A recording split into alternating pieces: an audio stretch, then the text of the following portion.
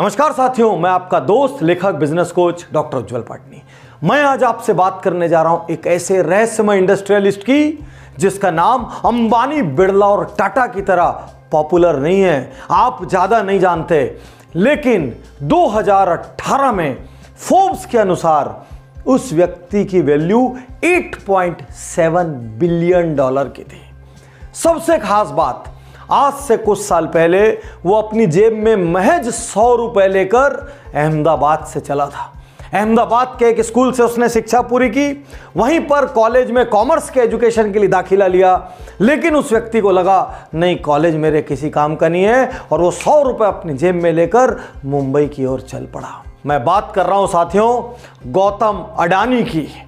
Adani power के मालिक, Adani transmission के मालिक, अडानी पोर्ट के मालिक और जाने क्या क्या, भारत के सबसे बड़े प्राइवेट पोर्ट ऑपरेटर, बहुत बड़े कोल माइंस के owner, power producer, edible oils के इंपोर्टर, और जितनी उपमाएं आप दे लें वो कम है गौतम अडानी के बारे में। इस रहस्यमय इंडस्ट्रियलिस्ट की आज की डेट में उम्र है महज 57 साल।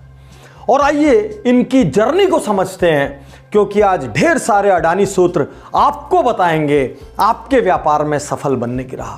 तो साथियों, एक बार फिर वही बात, महज 100 रुपए लेकर ये अहमदाबाद से निकल पड़े मुंबई के लिए। अडानी सूत्र 1, जेब में पैसा हो या ना हो, सफल बना जा सकता है।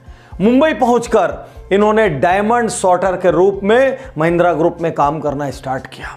कुछ समय के बाद इन्होंने अपनी खुद की डायमंड ब्रोकरेज एजेंसी लगा ली और धीरे धीरे काम बढ़ाने लगे।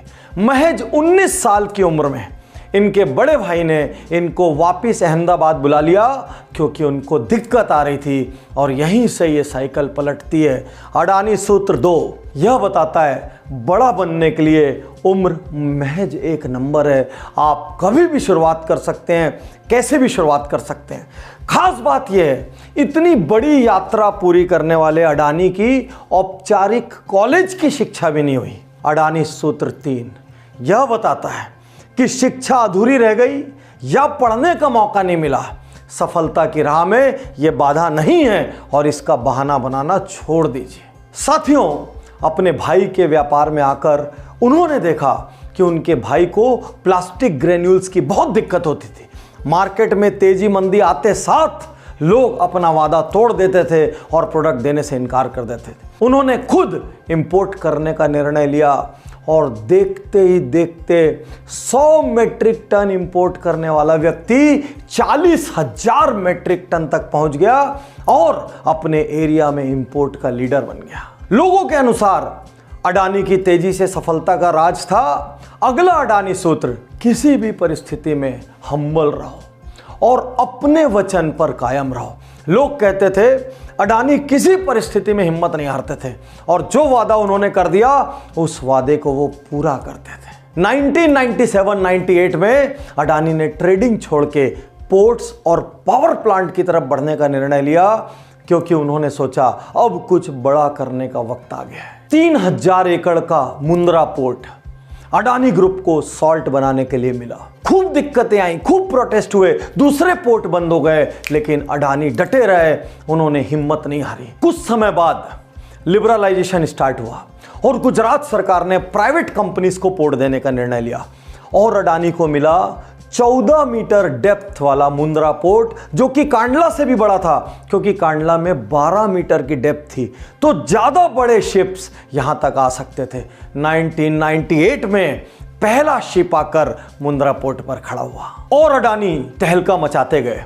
99 में कोल ट्रेडिंग, 2006 में पावर जनरेशन, और उसके बाद उन्होंने पूरी दुनिया को हिला दिया जब उन्होंने ऑस्ट्रेलिया में कार्माइकल माइंस का अधिग्रहण किया।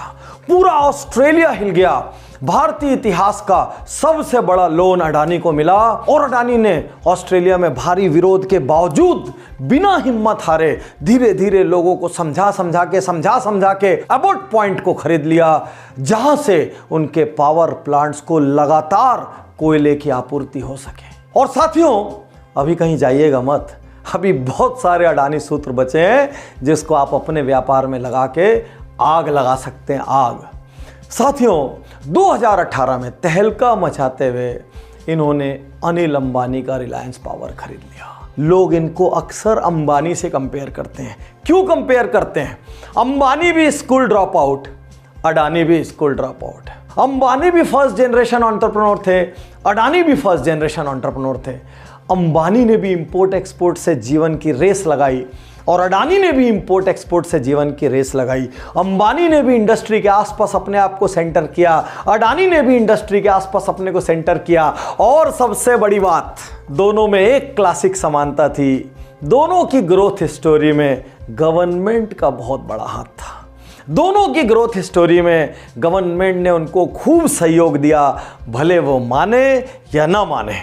आजू बाजू के लोग अक्सर दबे छुपे ये बात करते हैं, लेकिन अडानी इस बात को नहीं मानते।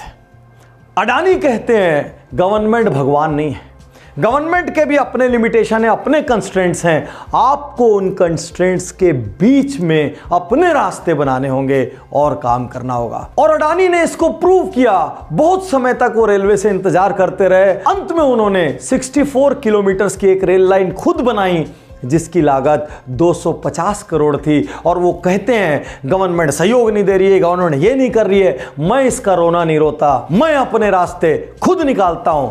और शायद इसीलिए वो हमारे देश के प्रधानमंत्री के बड़े प्रिय माने जाते हैं। तो अगला अडानी सूत्र है, अपने बिजनेस के लिए गवर्नमेंट पर दोष मत डालिए, सिस्टम पर दोष मत डालिए, क्योंकि उसी गवर्नमेंट और उसी सिस्टम के बीच बहुत सारे लोग तरक्की कर रहे हैं। बहाने छोड़िए, अपनी तरक्की का रास्ता खुद बनाइए। और सबसे बड़ा अडानी सूत्र, अडानी कहते हैं मैं किसी भी स्थिति में तनाव नहीं लेता, पैसा आए या पैसा जाए, मैं अपने काम में लगा रहता हूं। ध्यान से सुनिए, पैसा आए या पैसा जाए, मैं लगातार अपने काम में लगे रहता हूं। और साथियों, आप में से ढेर सारे लोग अनेक चीज़ों की चिंता करते हैं। कई बार वो चीज़ें सामने हैं, कई बार वो नहीं है। कल मेरे साथ क्या होगा, बाजार ठीक नहीं चला तो क्या होगा, मेरी संतान ठीक नहीं हुई तो क्या होगा, स्टाफ धोखा दे दिया तो क्या होगा, छापा पड़ गया तो क्या होगा।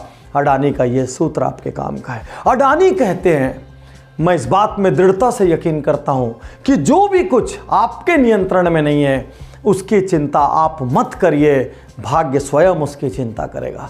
और इसका उदाहरण है, जब 26/11 को मुंबई में ताज पे अटैक हुआ तो अडानी पीसफुल रहे, उन्होंने अपना पीस नहीं खोया। और होटल से निकलने वाले सबसे अंतिम लोगों में से वो थे, क्योंकि वो ये मानते थे कि यदि आज मेरी मृत्यु लिखी होगी तो वो होगी, वो मेरे नियंत्रण से बाहर है, और जो मेरे नियंत्रण से बाहर है उसकी मैं चिंता नहीं करता। साथियों, एक एक करके अडानी सूत्रों को ध्यान से देखिए।